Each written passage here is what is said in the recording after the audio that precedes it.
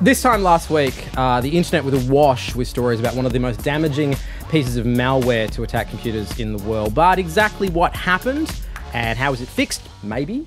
Let's discuss. We have our panel this week. Ariel Bogle is the technology editor of The Conversation, and Campbell Simpson is the editor of the technology website Gizmodo. What happened? WannaCrypt is a piece of malware that has spread through outdated Windows PCs and infected a whole bunch, one after the other, encrypting the files that are on them and demanding a ransom. So it's what's called ransomware, ransomware kind of malware. Demanding a ransom of like US $300 to decrypt these files. If you don't do it quickly enough, it says, all right, $600.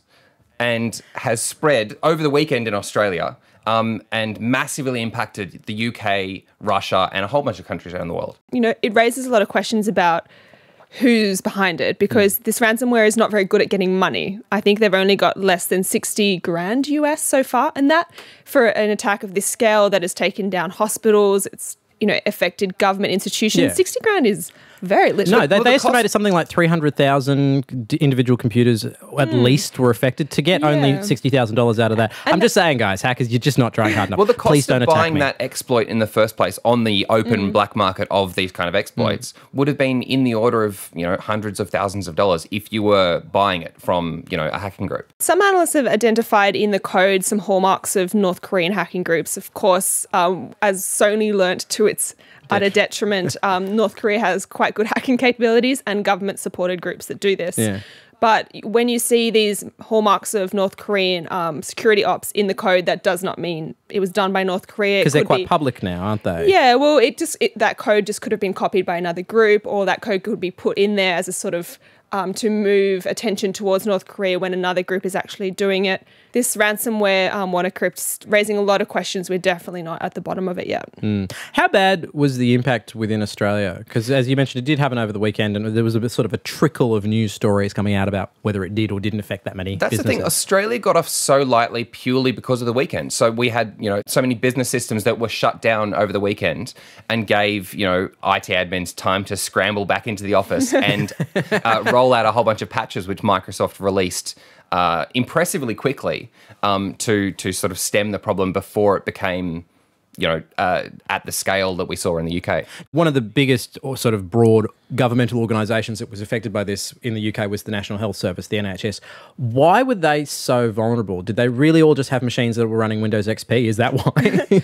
I'm sure there'll be a lot of inquiries over in the UK about how a hacking group could knock out hospitals. An entire hospital system? Systems. I'm sure we'll get more answers there, but it does seem like that they had not updated their Windows software from Windows XP, and that is no longer a sort of date of software still supported by Microsoft. They're no longer issuing patches regularly.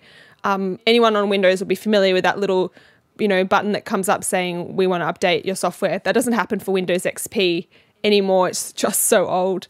But I guess the UK had decided not to invest money in that. They may now. Lots of large organisations stay on these legacy systems. They stay on Windows XP and Windows 7 because the cost of upgrading to Windows 10, for example, is, I mean, it takes time in the first place. It takes money.